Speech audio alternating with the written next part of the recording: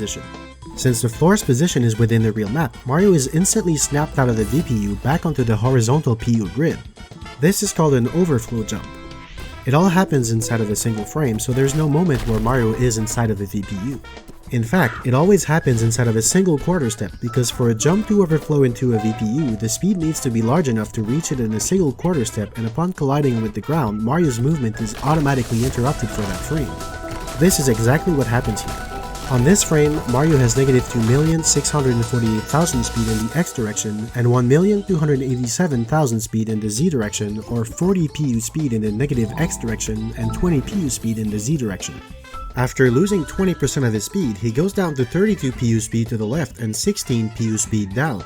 This allows him to perform an overflow jump and move by 1 quarter step, which is 8 PUs to the left and 4 PUs down. The final part of this entire trick is moving to the moat door. Now Mario is able to open the moat door if he walks into it. Unfortunately, the water in the moat extends well into the castle, so he can't just come at it from behind. However, if Mario manages to walk outside of water, and on the next frame walk into the door underwater, the interaction with the door will take priority over the underwater check. The only way this can be done is by coming in through a parallel universe. This would be simple if it wasn't for a couple of hurdles. First, Mario needs to be actually walking for the door interaction to happen. When going at PU speeds, this can be a bit tricky.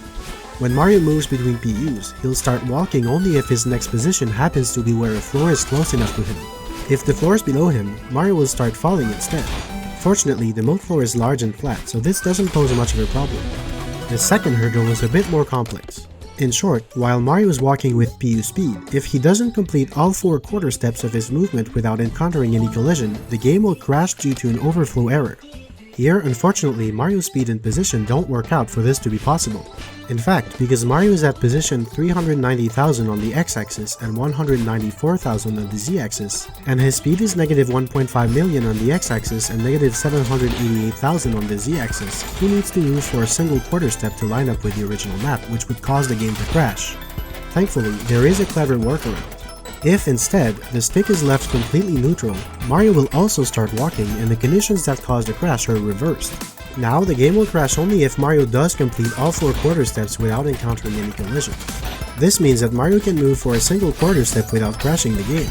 However, since the stick is in a neutral position, it's impossible to change your angle at the same time. This poses an interesting problem. Usually, navigating between PUs is done by having an invalid angle until your speed decreases to the exact value you want, at which point Mario pivots into the correct angle for his next intended position to be valid. However, in this case, you can't pivot Mario into position because the stick needs to be neutral. The only thing that can be changed between 2 frames is Mario's speed. When the stick is neutral, Mario loses about 1 unit of speed per frame, which is extremely small. So for this strategy to work, this incredibly unlikely scenario needs to happen. Mario needs to have an angle so that his back is facing towards the door while being inside of a PU. His first quarter step position needs to be in a ceiling or out of bounds so that he cannot move into it. On the next frame, because his speed changed by about 1 unit, his new first quarter step position now needs to be in a valid spot so that he can now move into it.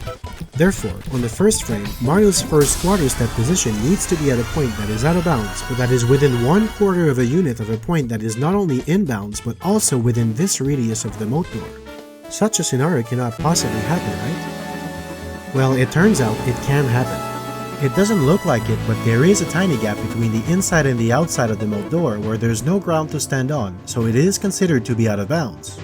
The walls have hitboxes that fill most of that gap, but because there's no inside wall here, the black space is out of bounds. By very carefully manipulating Mario's speed, angle, and position, he can be going towards a point out of bounds on one frame and inbounds on the next, but just how precise is that trick? This trick is so incredibly precise that simple control stick inputs are way too inaccurate to fine-tune the values. To get around this limitation, the camera position was manipulated.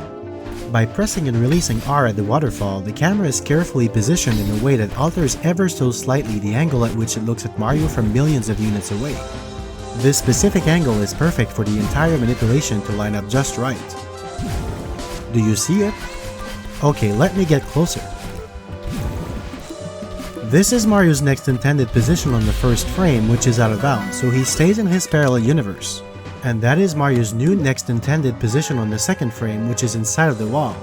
So Mario is able to move, and he is in the walking animation, albeit backwards. After being pushed by the wall, he ends up in the door's radius and he's able to open it. And this is how the first Bowser fight is skipped entirely and Mario enters the castle basement without a key.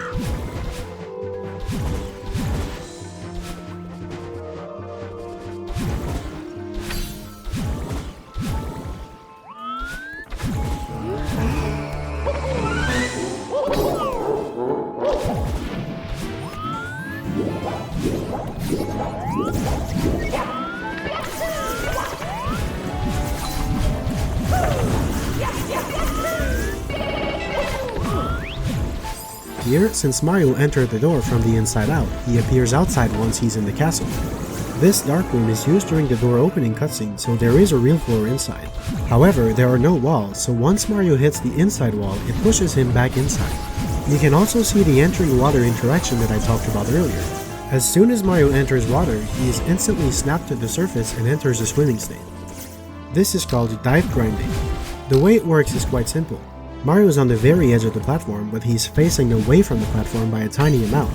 On the next frame, he is off the platform, which puts him in a falling state in which he can dive. At the same time, the joystick is held towards the platform. The frame after he dives, he moves back on the platform and so he lands from his dive. However, on the next frame, he slides off the platform again. So the cycle repeats and he can dive once more. Since diving gives Mario a flat 15 bonus speed, this quick diving and landing lets Mario accelerate much faster than usual, saving a bit of time. Here, Mario performs a weird looking wall kick. This is called a glitchy wall kick, and here's what's going on. When Mario collides with the wall hitbox, the game will push Mario to a point 50 units away perpendicular to the wall. If he goes into a corner, then he will be inside of 2 wall hitboxes at once.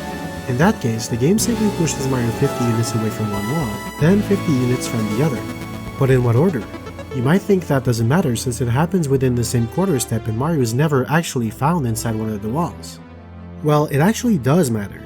The game has a variable in memory that references which wall Mario is currently interacting with, but it only has one. As a result, the second wall's reference will overwrite the first, and so the first wall will be unreferenced. This is why in every corner between 2 walls, Mario can run against one of them because it was processed first and the reference was overwritten by the second collision. The other wall behaves as normal and Mario will push against it. Now, the way a glitchy wall kick happens requires a specific set of conditions.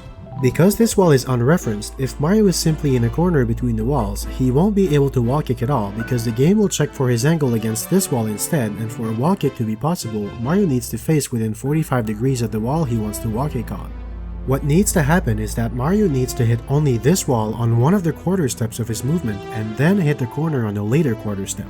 This can happen if Mario comes at the wall with a slight angle, which means that even though he can wall kick off the wall, his speed still has a component parallel to that wall. So in this case, Mario hits the wall on his first quarter step.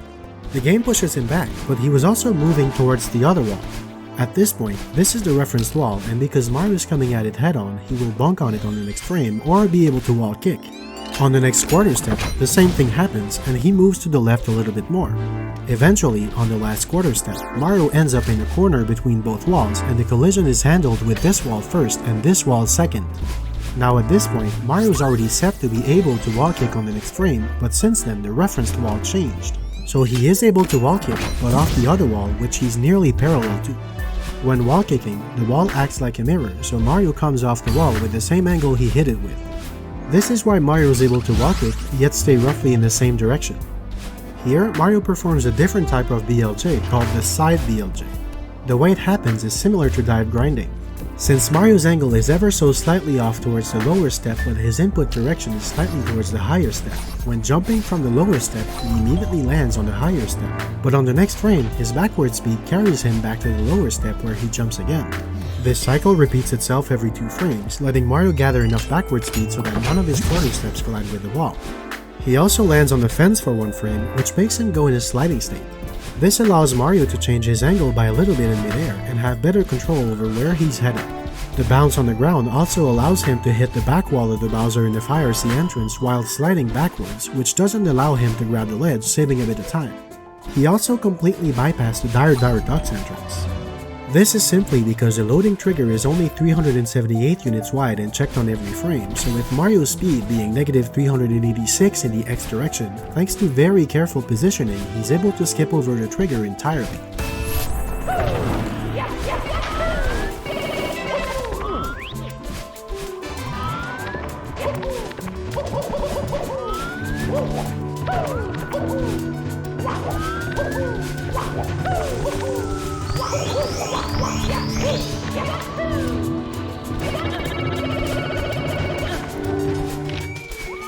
Here, Mario suddenly warps up the pole.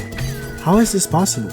Well, contrary to popular belief, the pole itself actually has nothing to do with this trick. It actually happens because Mario can hang onto the ceiling and move around. The game tracks when Mario is under a hangable ceiling. If Mario hits an adjacent lower ceiling, the game recognizes that he hit a ceiling, but because he's under a hangable ceiling, it incorrectly assumes that Mario should hang on to that ceiling because it expects the hangable ceiling and the one he collided with to be the same. So Mario is placed at the hangable ceiling, which means he is warped up to its height, saving precious time. Here, Mario uses another elevator to BLJ and gain a ludicrous amount of negative speed. In this case, about 657,000. He uses that amount of speed to perform an overflow jump, which puts him 2 parallel universes over on this platform. This platform is conveniently at the same height as the loading zone trigger that leads to the Bowser fight. So after adjusting his angle to head back onto the main map, Mario ends up directly on the loading zone, entering the Bowser fight immediately.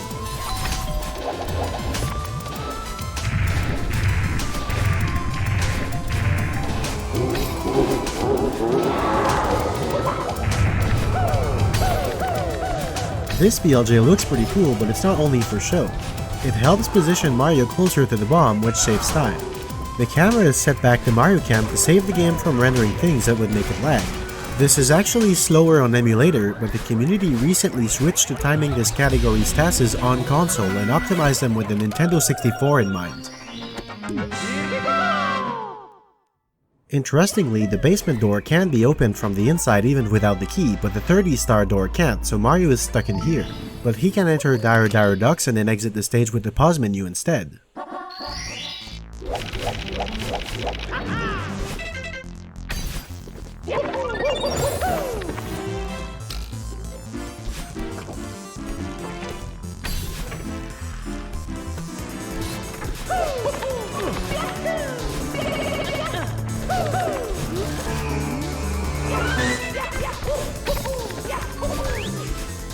Okay, let's go through this sequence step by step. We're past all the really complicated stuff now, so this would all be pretty simple.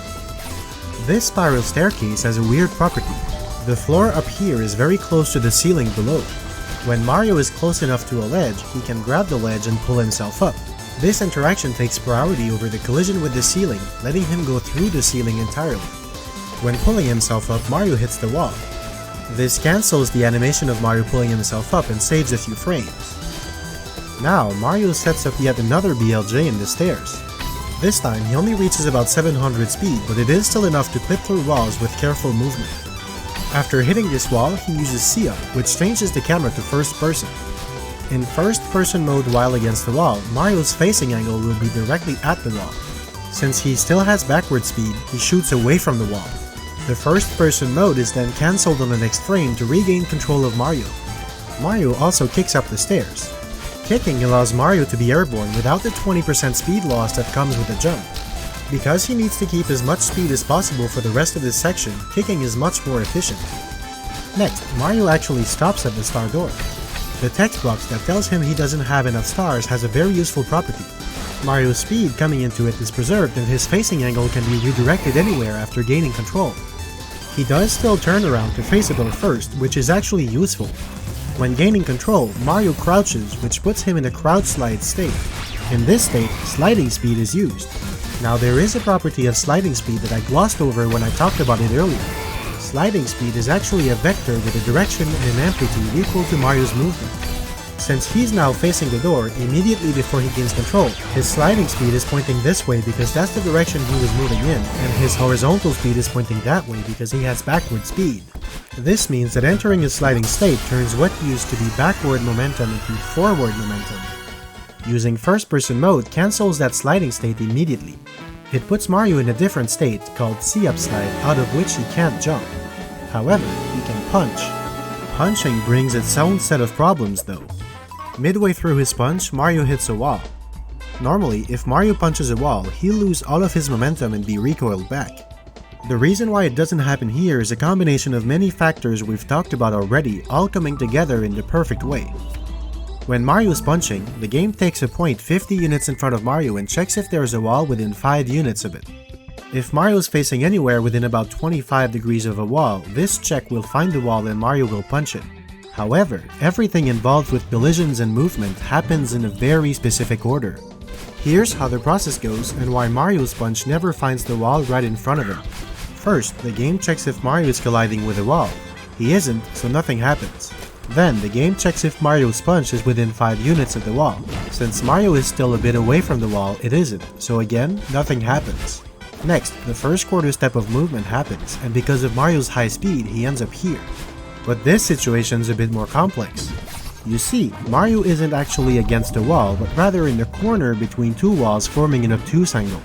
On top of that, the two walls happen to be processed in this order.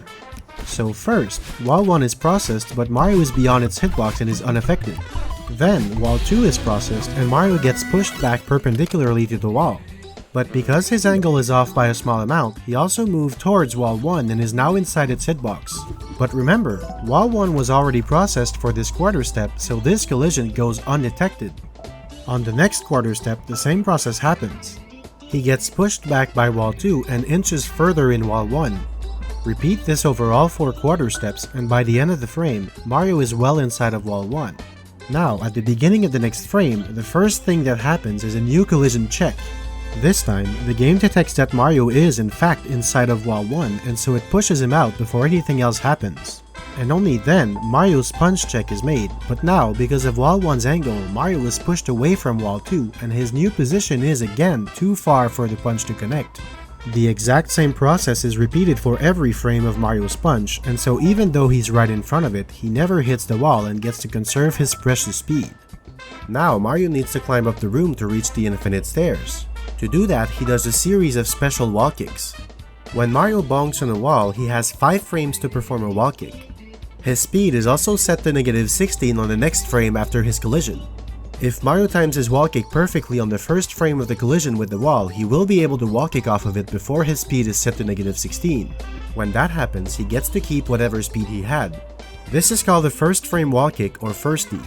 However, when Mario jumps at the wall, he hits it on the very next frame, and since A was pressed to jump from the ground, it has to be released for 1 frame before it can be pressed again for the wall kick.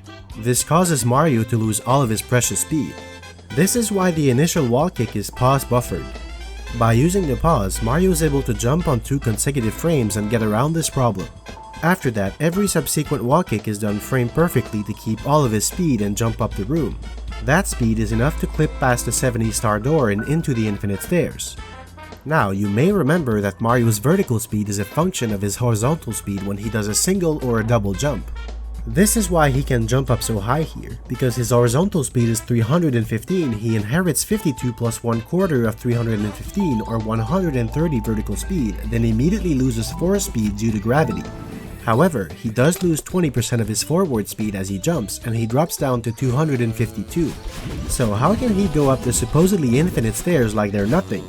Well, the way the infinite stairs work in Super Mario 64 is a clever magic trick. In fact, the stairs are never infinite. What happens is that if you have fewer than 70 stars, there's an invisible barrier that warps Mario back by 410 units. Because of the way the stairs and the walls are set up, this creates the illusion that Mario didn't move, an illusion that's easily broken by using a different camera setting or camera hack. This invisible barrier is right here. As you can see, it's not very big. It's only 154 units thick. So with a speed of 253 now, Mario is able to be in front of the barrier on 1 frame and beyond it on the next. And this is how he can reach the entrance to Bowser in the Sky with 0 stars. And that's it. Everything else beyond this point you should already understand. I'll let the rest of this task play without interruptions. There's gonna be a few annotations to clarify some details, but you should already know everything you need to understand the rest.